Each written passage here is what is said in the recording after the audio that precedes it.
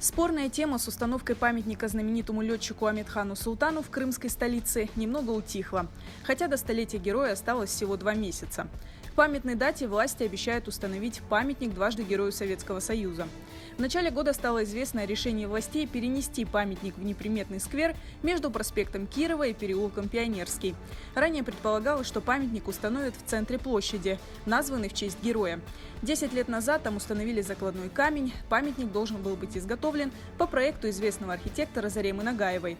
Но власти изменили и это решение. Теперь памятник выполнен по проекту известного скульптора Айдера Алиева.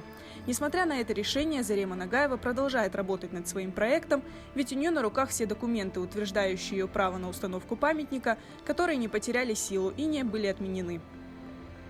Мы выполнили кадастровую схему по этой территории. Там, где находится закладной камень, все об этом знают, об этой территории. Мы расследовали инженерные сети, которые проходят по этой территории. Практически они нам не мешают. Территория свободна от сетей, они проходят с краю. Это зеленая зона. Никаких помех там нет. Группа Заремы Нагаевой пытается оформить земельный участок, который был выделен под установку памятника. Это так называемый треугольник по улице Козлова.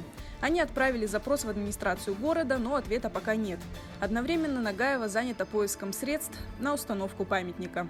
Мы заключили от имени Крымского федерального университета соглашение с такой организацией, как «Парк Патриот», которая при Министерстве обороны, приезжал директор этой организации Зданович Александр Сергеевич. Мы заключили с ним договор о помощи и поддержке. Главнокомандующий Черноморским флотом прислал письмо на имя главы Крыма, тоже поддерживающее письмо по нашему проекту. Собрано более 10 тысяч подписей от общественности в поддержку проекта.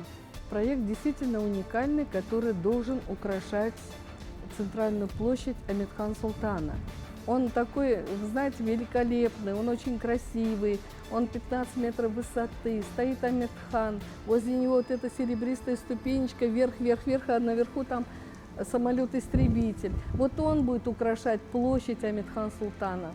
Зарема Нагаева со своей группой готова установить памятник летчику в следующем году, если удастся оформить земельный участок и уладить все спорные вопросы. Территорию же по проспекту Кирова власти обещают облагородить до конца сентября.